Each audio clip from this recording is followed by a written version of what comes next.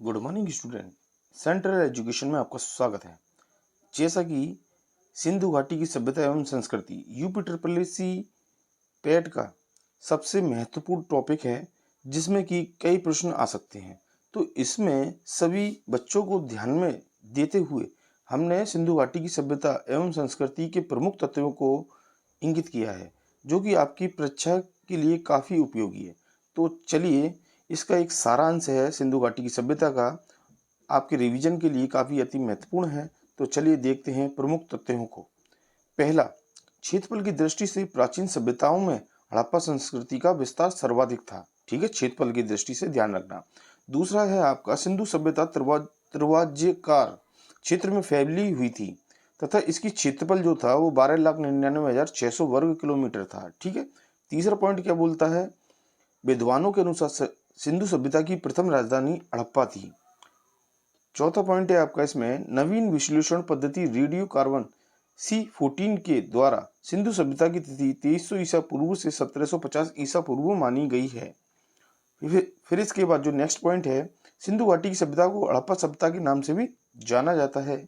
इसके बाद next point, प्रारंभ में सिंधु घाटी सभ्यता सिंधु व उनकी सहायक नदियों के समीपस्थ क्षेत्रों में स्थित थी, जिसके कारण इसे सिंधु घाटी की सभ्यता का नाम दिया गया। इसके बाद जो नेक्स्ट पॉइंट है, सिंधु घाटी की सभ्यता एक नगरीय सभ्यता थी। ये क्वेश्चन काफी आता है कि सिंधु घाटी की सभ्यता क्या थी, तो ये एक क्या थी, नगरीय सभ्यता थी। ठीक है। इसके बाद नेक्स्ट पॉइंट, सिंधु सभ्यता के नगर आधुनिक व्यावसायिक शैली पर निर्मित किए गए थे। ठीक है। इसके बाद नेक्स्ट पॉइंट, विशाल अन्नागारों के अवशेष हड़प्पा एवं मोहनजोदड़ो से प्राप्त हुए थे। नेक्स्ट पॉइंट, मोहरे सिंधु सभ्यता की सर्वोच्चतम कलाकृति थी। तो ये आपको ध्यान रखना है, मोहरे जो थी पुराने समय में सिंधु सभ्यता की सर्वोच्चतम क्या थी, कलाकृति थी। फिर नेक्स्ट, मोहरे निर्माण में सेल खड़ी का प्रयोग सर्वाधिक हुआ है। ठीक है। जो मोहर बनी थी उनका जो निर्माण है वो सेल खड़ी से हुआ था। ठीक है। नेक्स्ट, सिंधु निवासी अधिकांशतः तांबे और कांसे से बने अस्त्र शस्त्र का प्रयोग करते थे। ध्यान रखना है आपको, कौन से अस्त्र शस्त्र, तांबे एवं कांसे की। ठीक है। पत्थर निर्मित औजारों का भी प्रयोग बहुतायत में भी करते थे। ठीक है। बहुत बहुत ज्यादा प्रयोग करते थे किसका, पत्थर निर्मित जो इतनी भी औजार थी सिंधु घाटी सभ्यता में। नेक्स्ट पॉइंट, उत्खनन में मोहनजोदड़ो से सर्वाधिक विशाल एवं सर्वाधिक स्नानागार प्राप्त हुआ है।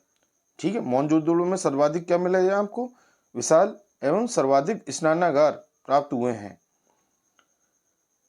फिर नेक्स्ट टॉपिक है आपका, कालीबंगा व रंगपुर नगर को छोड़कर नगर निर्माण के कार्य में प्राय पकी हुई ईंटों का प्रयोग किया जाता था। तो जी आपको ध्यान रखना, पकी हुई ईंटों का प्रयोग किया जाता किसमें, कालीबंगा व रंगपुर नगर को छोड़कर। ठीक है, सभी जगह जितनी सिंधु घाटी की सभ्यता है। फिर नेक्स्ट, ऐसा अनुमान है कि स्वास्तिक चिन्ह हड़प्पा की ही देन है। तो आपको ध्यान रखना है कि हड़प्पा की देन क्या है, स्वास्तिक चिन्ह। डाबरकोट, सुरगेंडोर और सोटकाहा कोह नामक सिंधुकालीन स्थल बलूचिस्तान में स्थित है। ठीक है। फिर इसके बाद नेक्स्ट टॉपिक है आपका, मोहनजोदड़ो, चनहूदड़ो एवं अली मुराद स्थल पाकिस्तान के सिंध प्रांत में स्थित है। तो आपको ध्यान रखना है। ठीक है। रोपड़, बाड़ा एवं संगोल भारत के पंजाब प्रांत में स्थित है। ठीक है। अगर आपसे पूछ लिया जाए रोपड़ कहाँ पर है, या बाड़ा या संगोल, तो आप बताएंगे पंजाब प्रांत में स्थित है।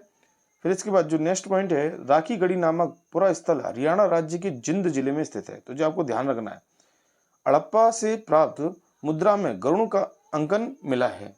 फिर नेक्स्ट, लोथल एवं कालीबंगा से अग्निकुंड प्राप्त हुए हैं। तो जो अग्निकुंड कहाँ से प्राप्त हुए, ऐसा क्वेश्चन आ सकता है, तो आप बताएंगे लोथल एवं कालीबंगा से। लोथल एवं देसालपुर से तांबे की मुद्रा प्राप्त हुई है। तांबे की मुद्रा कहाँ से प्राप्त होती है, लोथल एवं देसालपुर। फिर नेक्स्ट जो टॉपिक है आपका, लोथल से गोदीवाड़ा के अवशेष प्राप्त हुए हैं। ठीक। नेक्स्ट टॉपिक है आपका, रंगपुर गुजरात की मादर नदी के समीप स्थित है। ठीक है, कहां पर है, मादर नदी के समीप। मनकी बनाने का कारखाना चंद हुदड़ों से प्राप्त हुआ था। नेक्स्ट, सिंधु प्रदेश में मंदिर होने का कोई अवशेष प्राप्त नहीं हुआ है। फिर नेक्स्ट टॉपिक, सिंधु वासियों ने सर्वप्रथम कपास की खेती की थी। यदि आपसे कोई पूछे किस प्रकार की खेती की थी सिंधु वासियों ने, तो कपास की, ये क्वेश्चन बनता है। सिंधु काल में यातायात का प्रमुख साधन क्या था? बैलगाड़ी था। सिंधु वासियों का मनोरंजन का प्रमुख साधन मछली पकड़ना तथा शिकार करना था। सिंधुवासी पीपल के वृक्ष को सर्वाधिक पवित्र मानते थे। याद रखना है, किस वृक्ष को सबसे ज्यादा पवित्र मानते थे? पीपल के वृक्ष को। सिंधुकालीन समाज में मूर्ति पूजा का प्रचलन था। ठीक है। इसके बाद नेक्स्ट जो टॉपिक है आपका, सिंधुकालीन मुद्राएं वर्गाकार, चतुर्भुजाकार तथा बेलनाकार होती थी। याद रखना, जो सिंधुकार की मुद्राएं जो होती थी वो किस किस आकृति की होती? वर्गाकार, चतुर्भुजाकार, बेलनाकार। ठीक है। मोहनजोदड़ो को सिंध का नखलिस्तान के नाम से भी जाना जाता है, तो ये आपको ध्यान रखना, मोहनजोदड़ो को क्या बोलते हैं? सिंध का नखलिस्तान। ठीक। सिंधुवासी पशुपति महादेव की पूजा करते थे, तो ये क्वेश्चन बहुत आता है। महादेव की पूजा यानी किसकी? पशुपति महादेव की पूजा करते थे सिंधुवासी निवासी। सिंधुवासियों द्वारा टिन और तांबे को मिलाकर कांसा तैयार किया जाता था। फिर इसके बाद नेक्स्ट पॉइंट क्या है? सिंधुवासी सूती कातना, कपड़ा बुनना तथा कपड़ा रंगना भी जानते थे। सिंधुवासी खेतड़ी राजस्थान की खानों से तांबा प्राप्त करते थे और सिंधुवासियों को लिपि का ज्ञान नहीं था। ध्यान रखना, ये किसका ज्ञान नहीं था? लिपि का। सिंधु सभ्यता के मापतौल की दशमलव प्रणाली प्रचलित थी उस टाइम पे भी। ठीक है। मापतौल की कौन सी प्रणाली थी? दशमलव प्रणाली प्रचलित थी। और सिंधु समाज में मातृ देवी की उपासना की जाती थी। तो इसमें दो आपको ध्यान देना है, सिंधुवासी पशुपति महादेव की पूजा करते थे और दूसरा है सिंधु समाज में मातृ देवी की उपासना की जाती थी। तो ये यूपी ट्रिपल एससी पैट के लिए काफ़ी उपयोगी है। और आगे इसका सारांश जो मेन वन लाइन क्वेश्चन है वो आगे अपलोड कर दिया जाएगा। इसके लिए धन्यवाद। हमारी वीडियो को लाइक करें, सब्सक्राइब करें एंड शेयर करें। धन्यवाद।